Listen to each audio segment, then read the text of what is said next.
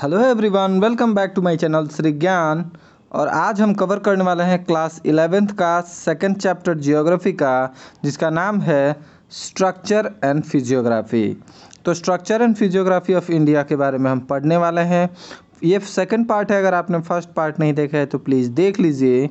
First part में हमने देखा था कि अर्थ की एज कितनी है और भारत को फिजियोग्राफिक डिविजन्स के हिसाब से कितने भागों में बांटा गया है। 3 भागों में, the peninsular block, the Himalayan and northern peninsular mountain और इंडो गंगा ब्रह्मपुत्रा प्लेन। फिर इन तीनों के बारे में हमने डिटेल से पढ़ा था। और फिर फिजियोग्राफिक डिवीज़न के हिसाब से हमने भारत को 6 भागों में डिवाइड किया था। The northern and north eastern mountains, the northern plains, peninsular plateaus, Indian desert, the coastal plains और द आइसलैंड्स। इन सब को हम डिटेल में पढ़ रहे थे और हमने the north and north eastern mountain और Indo Ganga Brahmaputra plain cover कर लिया था। साथ ही साथ हमने मैप की स्टडी की थी, जिसमें ढेर सारे रेंजेस, इंडिया के नेबरिंग कंट्रीज़ और ढेर सारी चीज़ें हमने स्टडी की थी। तो आशा करता हूँ कि आप सबको फर्स्ट पार्ट अच्छा लगा होगा। और अगर आप हमारे चैनल पर नए हैं तो प्लीज़ चैनल को सब्सक्राइब कर लीजिए और बेल बटन को भी प्रेस कर दीजिए, ताकि आपको सबसे पहले नोटिफिकेशंस मिल पाएँ। अब हम बढ़ते हैं सीधे यहाँ ये इस मैप की ओर। तो देखो, हमने पहले भी देखा था कि ये जो है पामीर नॉट है, ये भी एक माउंटेन रेंजेस है। उसके बाद हमारे पास माउंटेन रेंजेस है ये काराकोरम, उसके बाद लद्दाख, उसके बाद जस्कर। ठीक है, ये 3 होने के बाद चौथा है हमारे पास ग्रेट हिमालयन, उसके बाद है हमारे पास पीर पंजाल और उसके बाद है शिवालिक रेंजेस। तो हमारे पास कितनी रेंजेस हैं? Number 1 Karakoram, number 2 Ladakh, number 3 Zaskar, number 4 Himalayan ranges और नंबर 5 पीर पंजाब रेंजेस और छठा है शिवालिक रेंजेस। तो 6 रेंजेस हैं हमारे पास, ये याद रखिएगा।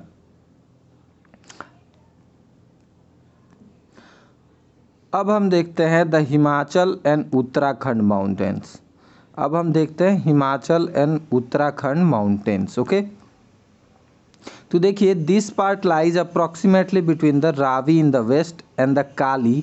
ये एक ट्रिब्यूटरी है घाघर नदी की, जो कि ईस्ट से है। तो ठीक है, this part is approximately between the Ravi नदी और काली नदी। काली क्या है? काली एक ट्रिब्यूटरी है, यानी कि सहयोगी नदी है घाघर की। ठीक है, it is drain by 2 major rivers. ये 2 मेजर रिवर्स के थ्रू ड्रेन होती है। कौन कौन सी? इंदस यानी कि सिंधु नदी और गंगा नदी। ठीक है, tributaries of the Indus included the river Ravi. देखो, तो ट्रिब्यूटरीज ऑफ इंदस याद रखनी है आपको, Ravi, Beas, Sutlej and tributaries of Ganga. Ganga के ट्रिब्यूटरीज में कौन कौन है? सबसे पहले यमुना, ठीक है, और घाघर। ये 2 कम से कम आपको याद रखने। The northern most part of the Himachal Himalayas is an extension of Ladakh. Okay,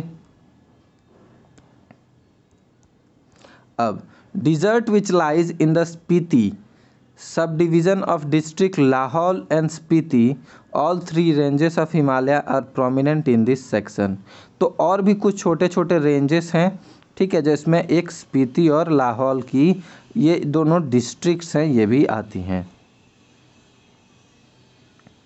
देखो, these are the greater Himalayan ranges. ये क्या थी? Greater Himalayan ranges. बट एक लेसर हिमालयन रेंजेस भी है, जिसको लोकली क्या कहा जाता है? Dhauladhar in Himachal Pradesh and Nagtibba in Uttarakhand. Dhauladhar कहा जाता है हिमाचल प्रदेश में और नागतिभा कहा जाता है उत्तराखंड में। Shivalik ranges from the north to south, ये भी एक रेंज है। लेसर हिमालय भी एक रेंज है और हिमालयन भी एक रेंज है। In this section the of lesser Himalaya the altitude, ऊंचाई जो है वो 1000 से लेकर 2000 मीटर तक है और इसीलिए ये ब्रिटिश कॉलोनियल एडमिनिस्ट्रेशन को काफ़ी अट्रैक्ट करता है। रहने के लिए ये काफ़ी सूटेबल जगह था उनके लिए। यहाँ गर्मी और मौसम वगैरह काफ़ी अच्छा था।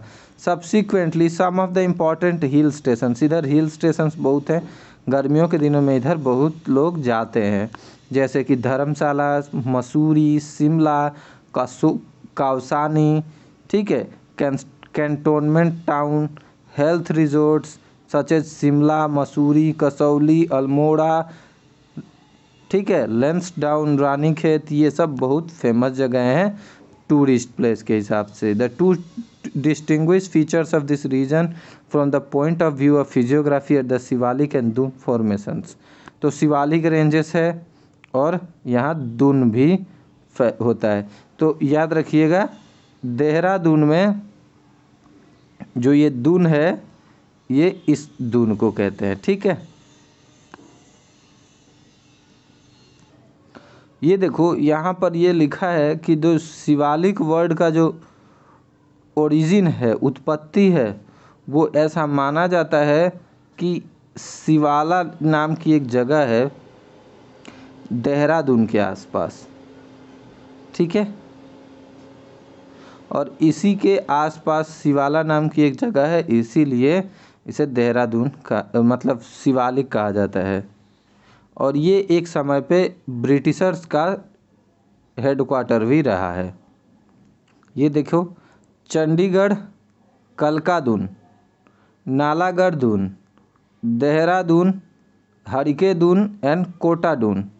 तो कितने दून है देखो, ढेर सारे।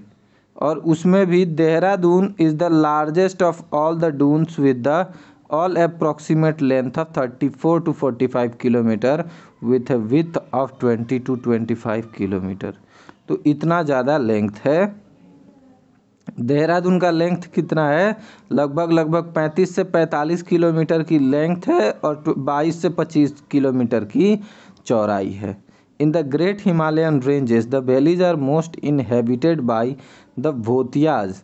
मतलब ज़्यादातर इस इलाके में कौन रहता है, भोतियाज रहते हैं। ये ट्राइब का नाम है जो उस इलाके में रहती है, ठीक है।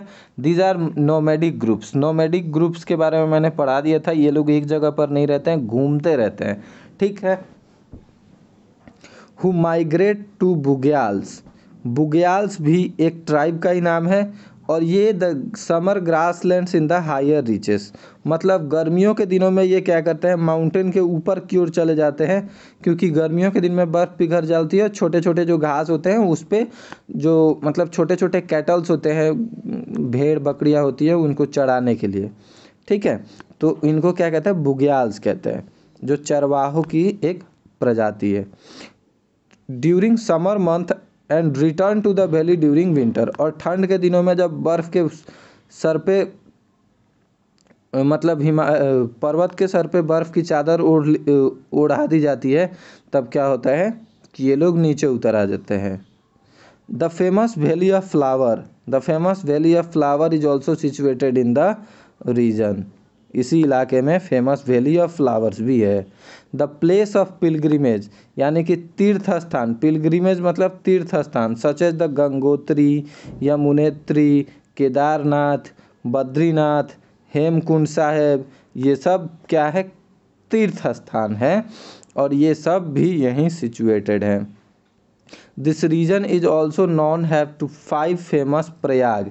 ये जगह 5 प्रयाग के नाम से भी बहुत ज़्यादा फेमस है, जिसमें 5 प्रयाग मैच करते हैं, मिलते हैं आकर, ठीक है। River confluence as mentioned in chapter 3 of this book. तो चैप्टर 3 में इस बारे में ज़्यादा डिटेल में दिया गया है, हम एक बार देख लेंगे बाद में।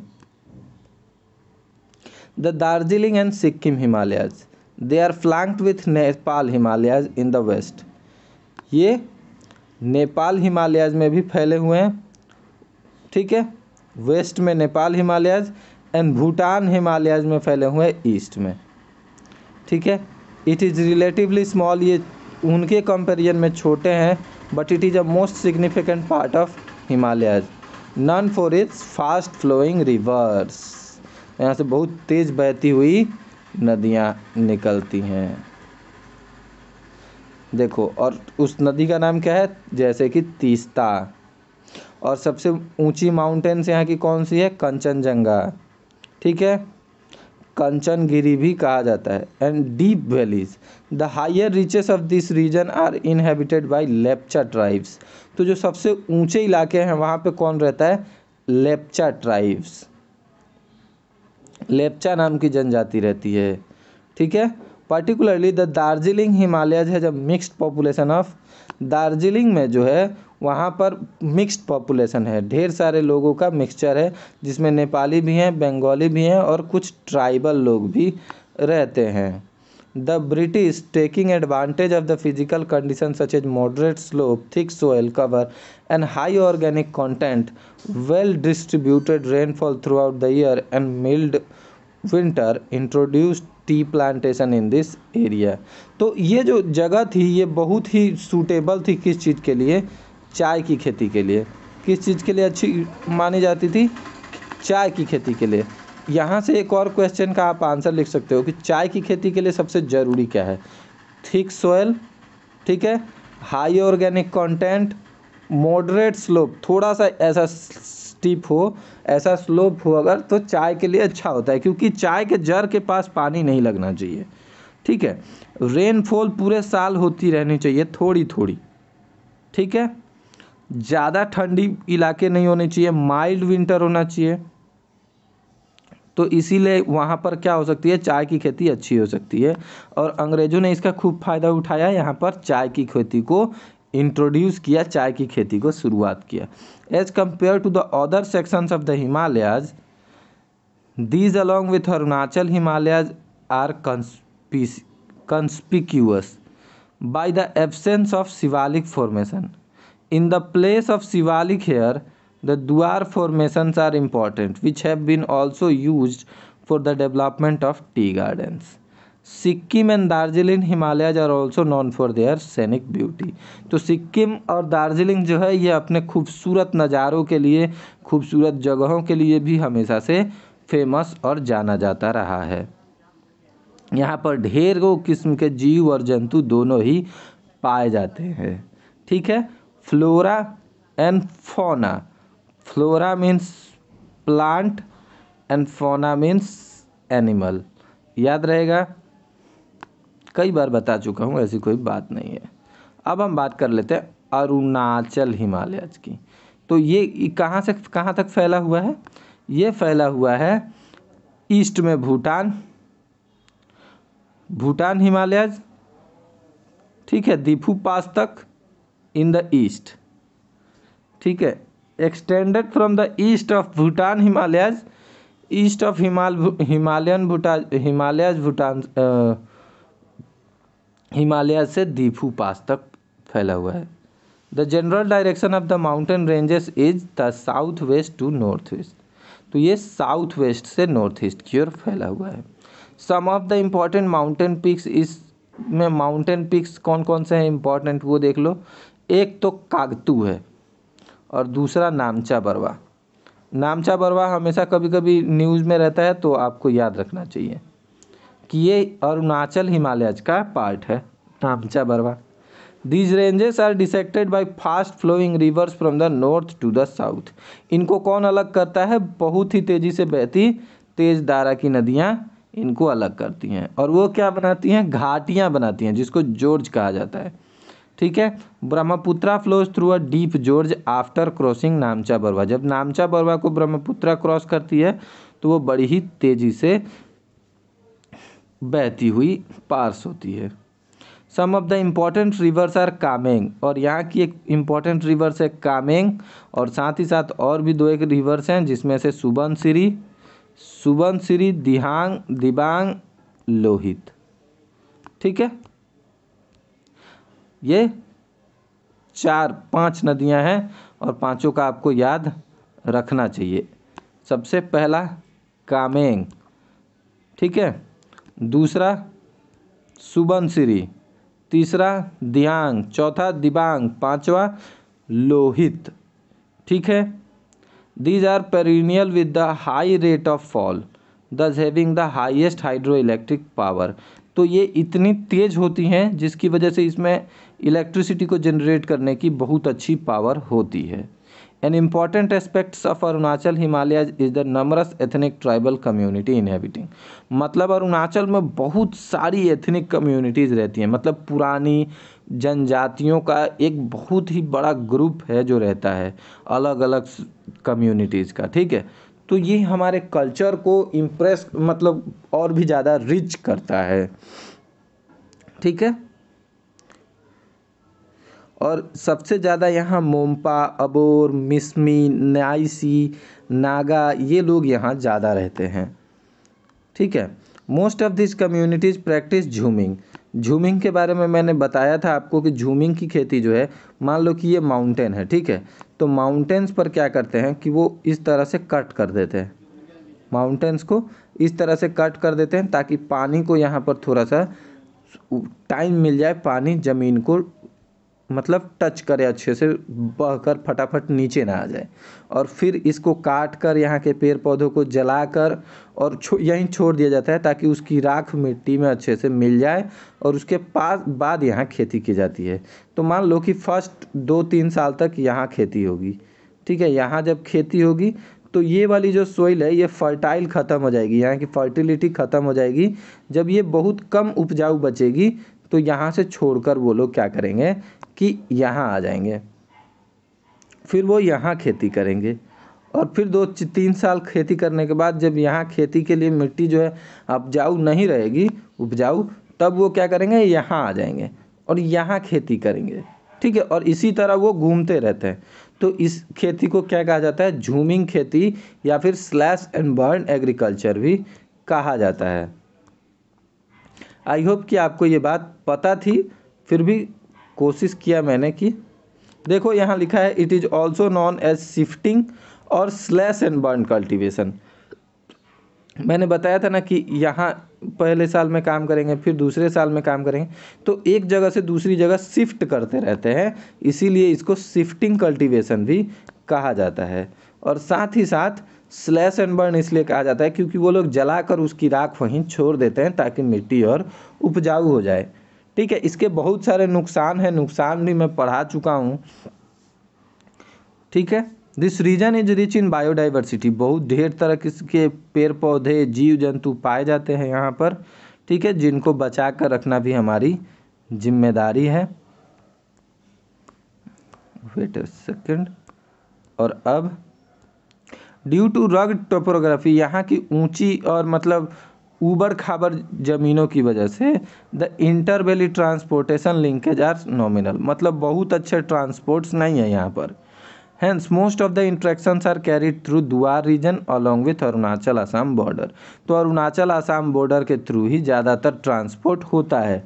वैसे अगर आपको कभी अरुणाचल घूमने का मौका मिले तो ज़रूर जाइएगा, बहुत ही खूबसूरत जगह है। और मतलब आप अगर नेचर से प्यार करने वाले इंसान हैं तो आपको बहुत ही मज़ा आने वाला है। अरुणाचल के लोग भी बहुत अच्छे हैं, बहुत ही प्यारे हैं। तो आप अगर कभी भी आपको मौका मिलता है तो आप जाइए, घूमिए। अब हम पढ़ लेते हैं थोड़ा सा the eastern hills and mountains. तो ईस्ट में जो हिल्स हैं वो देख लेते हैं अरुणाचल को छोड़कर। अरुणाचल के बारे में हम अभी अभी पढ़ के आ रहे हैं। This part of the Himalayan mountains system having their general alignment from the north to the south direction. They are known by different local names. तो लोकल लोग इसे अलग अलग नाम के पहाड़ों से मतलब बुलाते हैं, जैसे कि पटकाई बूम, नागा हिल्स, मणिपुर, इस तरह से वो लोग अपने अपने नाम को मतलब लोकल भाषा में बुलाते हैं, ठीक है। अब मैप देख लेते हैं थोड़ा सा। सबसे पहले तो एक ये देख लो आप, यहाँ पे नामचा बरवा। दूसरा देखो यहाँ पे माउंट एवरेस्ट है, कंचनजंगा, मलक्कू है और उसके बाद कंचनजंगा। तो माउंट एवरेस्ट, मलक्कू और कंचनजंगा, ठीक है। यहाँ एक पास है, देखो आप थोड़ा सा ध्यान से देखना, ये जो इलाका है यहाँ पे जेलेपला है और यहाँ पे चाइना जो है वो हमेशा एंटर करने की कोशिश करता रहता है और यहाँ पर 2-1 बार युद्ध भी हो चुका है, ठीक है। उसी तरह एक पास यहाँ है बुमला, ठीक है। लेकिन यहाँ पर एक और माउंटेन है डाफला, ठीक है। ये देखो ये रिवर्स हैं, दिहांग रिवर, ये है लोहित रिवर, ये यहाँ से आ रही है ब्रह्मपुत्रा रिवर, और यहीं पर है गारो हिल्स, खासी हिल्स, जयंतिया हिल्स। गारो हिल्स, खासी हिल्स, जयंतिया हिल्स। इसको याद रखिएगा कि गारो हिल्स और खासी हिल्स मतलब मिडिल में कौन है, साइड में कौन है, और लेफ्ट साइड में कौन है, राइट साइड में कौन है, ये सब थोड़ा सा याद रखिएगा तो अच्छा होगा। फिर यहाँ एक नागा हिल्स है, और यहाँ पे पटकाई बूम है, ठीक है, और उसके नीचे मीजो हिल्स है, ठीक है। तो ढेर सारे माउंटेन्स हैं यहाँ पर। आई होप कि मैप आपको अच्छे से समझ में आ गया होगा। अब हम देखते हैं हिल्स इन द साउथ है मीजो और लुसाई हिल्स। तो माउंटेन्स में कौन कौन से माउंटेन्स हैं?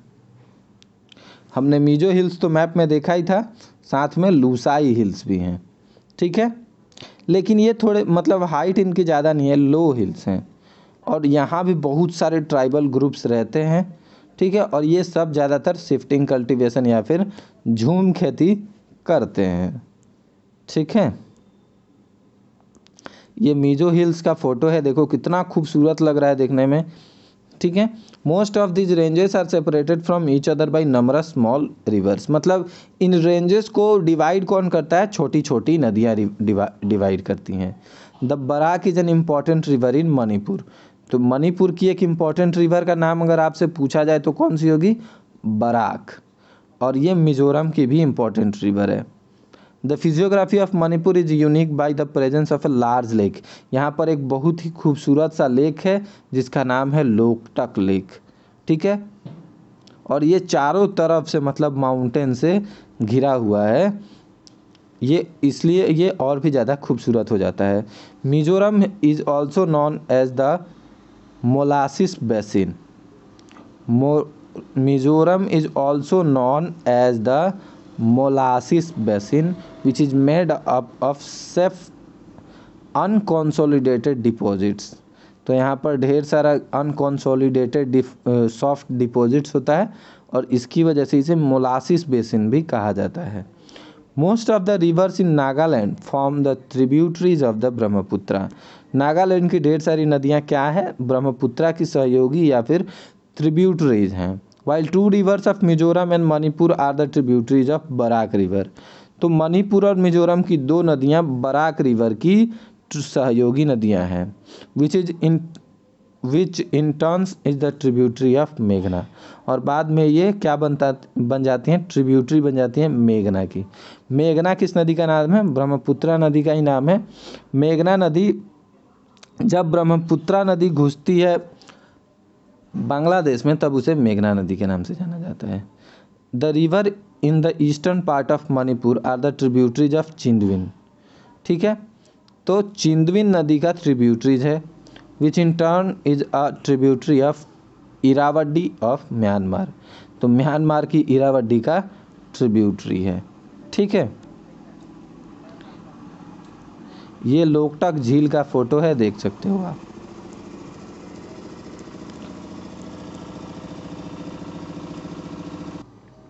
अब हम पढ़ लेते हैं थोड़ा सा नॉर्दर्न प्लेन के बारे में, ठीक है। तो नॉर्दर्न प्लेन्स जो बने हैं ये कैसे बने हैं? ये बने हैं डिपॉजिट से, एलुवियल डिपॉजिट से, ठीक है। एलुवियल डिपॉजिट्स जो नदियाँ लेकर आती हैं उससे नॉर्दर्न प्लेन्स बने हुए हैं, ठीक है। सिंधु नदी, गंगा नदी और ब्रह्मपुत्रा नदी, ये तीनों ही जो डिपॉजिट्स लेकर आती हैं उसी से इन प्लेन्स का निर्माण हुआ है। और ये 3200 किलोमीटर तक में फैले हुए हैं, ईस्ट से वेस्ट तक 3200 किलोमीटर में फैले हुए हैं। The average width of this plain, मतलब चौड़ाई जो है वो लगभग 1500 से 300 किलोमीटर तक है। देखो एवरेज विड्थ 150 से 300 किलोमीटर तक, अलग अलग जगह पर कम ज़्यादा है। The maximum depth of alluvial deposits varies between maximum depth of alluvial deposits 1000 से 2000 मीटर। और कैसे? From now north to south, this can be divided into 3 major zones, इनको 3 मेजर जोन्स में डिवाइड किया जा सकता है, भाबर, तराई और alluvial plains. Alluvial plains can be further divided into khadar and bangar. Alluvial plains को फिर 2 भागों में हम बांट सकते हैं, खादर और bangar. Bhabar is a narrow belt ranging between 8 से 10 kilometre parallel to Shivalik foothills and breakup to the soils. As a result of this the stream and rivers coming from the mountains deposits heavy material of rocks and boulders. Bhabar के south में तराई belt है और इसकी approximate with जो है 10 से 20 kilometre है, जहाँ नदियाँ और छोटी मोटी जो स्ट्रीम्स है वो आकर क्या करती हैं, रीइमर्ज हो जाती हैं, मिल जाती हैं एक दूसरे में। ठीक है, thereby creating marshy and swampy conditions, और ये क्या करती हैं, एक मार्सी और स्वैम्पी कंडीशंस बनाती हैं जिसको हम क्या कहते हैं, Terai. This has a luxurious growth of, यहाँ पर लग्जरियस ग्रोथ होता है किसका, नेचुरल वेजिटेशन का। ठीक है, यहाँ पर ढेर सारे मतलब वेराइटी के वाइल्ड लाइफ पाए जाते हैं, जीव जंतु पाए जाते हैं। The south of Terai is a belt consisting of old and new alluvial deposit known as bangar and khadar respectively. तो जो तराई का साउथ है वो क्या करता है, वो 2 चीज़ों को कंसिस्ट करता है, एक एलुवियल डिपॉजिट्स और दूसरा मतलब ओल्ड एलुवियल डिपॉजिट्स और न्यू एलुवियल डिपॉजिट्स, जिसको भांगर और खादर रेस्पेक्टिवली कहा जाता है। ओल्ड को भांगर और न्यू को खादर। These plains have characteristics features of mature stage of fluvial erosion. Erosion मतलब मिट्टी के कटाव को कहा जाता है, and deposition मतलब जो मिट्टी जमा होती है। Landforms such as sandbars, meanders, oxbow lakes and braided channels, तो ये सारी चीज़ें बनाता है। The Brahmaputra plains are known for their riverine islands.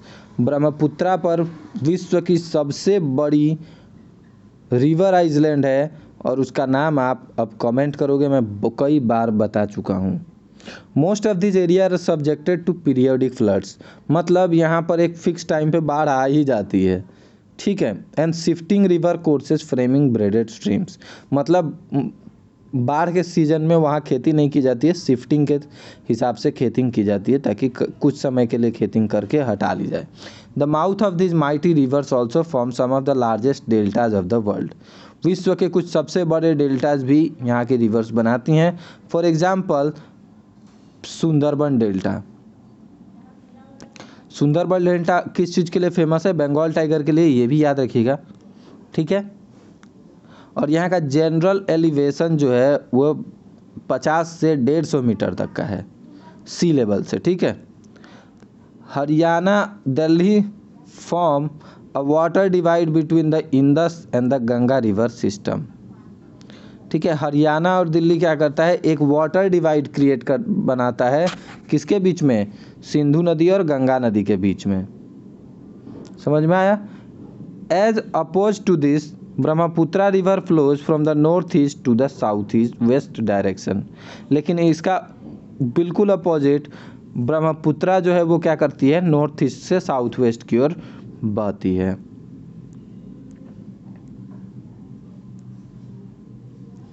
Almost 90 degree southward turn eight Dhubri before it enters into Bangladesh. तो मतलब धुबरी के आसपास साउथवर्ड 90 डिग्री पे क्या करता है, ब्रह्मपुत्रा बांग्लादेश में घुस जाता है। This river valleys plains have a fertile alluvial soil, तो ये फर्टाइल होता है मतलब उपजाऊ होता है। Cover with support a variety of crops, यानी कि यहाँ पे wheat, rice, sugar cane, jute, हैंस, ये इन सब चीज़ों की अच्छी खेती की जा सकती है क्योंकि ये फर्टाइल होते हैं। ओके, तो आज के लिए बस इतना ही, मिलेंगे आपसे फिर से इसके नेक्स्ट पार्ट में। तब तक के लिए keep studying, keep growing, have a great day. आशा करता हूँ कि आपको वीडियो अच्छी लगी होगी। अंत तक देखने के लिए आपका बहुत बहुत धन्यवाद। प्लीज़ वीडियो को लाइक और सब्सक्राइब कीजिए, शेयर कीजिए अपने फ्रेंड्स के साथ।